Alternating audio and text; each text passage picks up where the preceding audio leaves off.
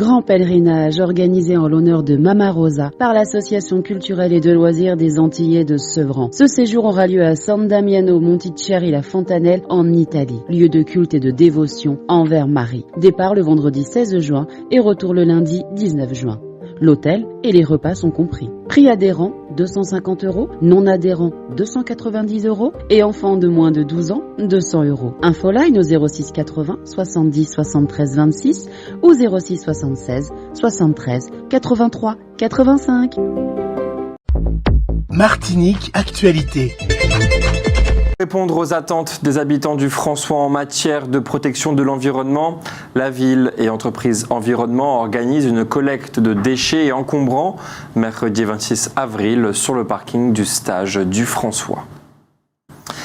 Dans la nuit de vendredi à samedi au quartier Bac à Ducos, un homme de 34 ans a perdu le contrôle de son véhicule qui a effectué plusieurs tonneaux.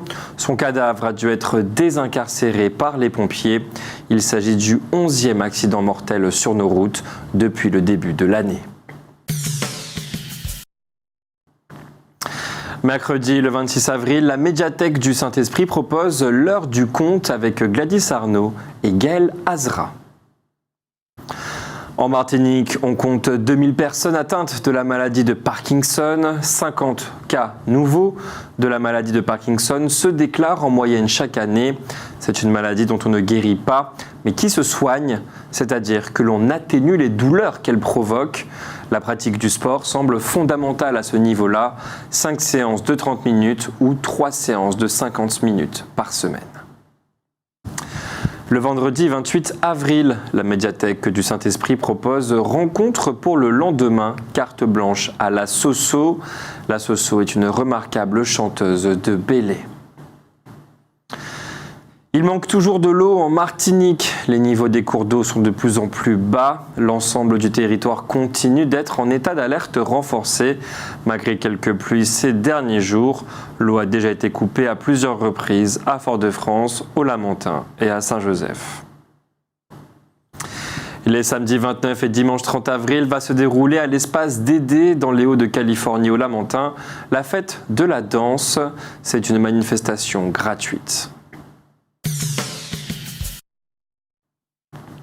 À cause d'une panne des installations techniques, l'hôpital de Trinité ne pratique plus d'accouchement. Les femmes concernées sont dirigées vers la maison de la femme, de la mère et des enfants. Il est loin le temps où, en Martinique, les matrones accouchaient à domicile. La CCI Martinique et le Comité martiniquais du tourisme accompagnent une vingtaine d'entrepreneurs à la foire de Paris. Des fleurs, de la mode, des saveurs, de l'art. La Martinique, dans toute sa diversité, sera présente du 27 avril au 8 mai 2023 au Hall 4 de Paris Expo, porte de Versailles. La 13e édition du festival Les Arts de Tichot, qui s'est déroulé ce week-end au Carbet, est consacrée essentiellement cette année aux arts du cirque, a remporté un franc succès. Il a accueilli notamment des artistes de la Dominique qui ont fait forte impression. Samedi matin, une conversation à laquelle le public avait été convié devait avoir lieu entre Gilbert Pagot et Patrick Chamoiseau. Mais ce dernier n'est pas venu sans s'être excusé, affirment les organisateurs. Gilbert Pagot a donc fait une conférence sur l'histoire de la Martinique que les personnes présentes ont trouvée particulièrement intéressante. Avec l'aide de l'Europe, la collectivité territoriale de Martinique va mettre à la disposition du centre hospitalier universitaire de la Martinique 10 600 000 €. Emmanuel de Rênal vient de publier son dernier roman intitulé Le Passeur de rimes aux éditions Lamartine. L'histoire se passe dans le nord de la Martinique à la fin des années 70.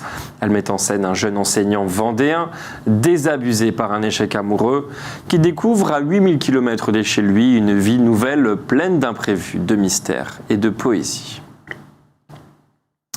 Dans quelques mois, l'Institut d'imagerie nucléaire sera opérationnel en Martinique. Le matériel dont il sera doté est arrivé en Martinique en septembre de l'an dernier. Il permettra de détecter plus facilement les cancers et les maladies cardiovasculaires. Il sera en principe ouvert aux patients de la Caraïbe. Demain, mardi 25 avril, Nadia Chonville va restituer en public l'enquête qu'elle a menée sur le thème « Femmes dans l'espace public » menée par Nadia Chonville. Une enquête commencée en 2019 à l'instigation de la délégation régionale aux droits des femmes. Cette conférence se tiendra de 18h à 20h au 6e étage de la mairie de Fort-de-France. Outremernews.fr, le site de l'actualité Outre-mer, 24h sur 24 et 7 jours sur 7. Retrouvez la chaîne Outremer News sur YouTube.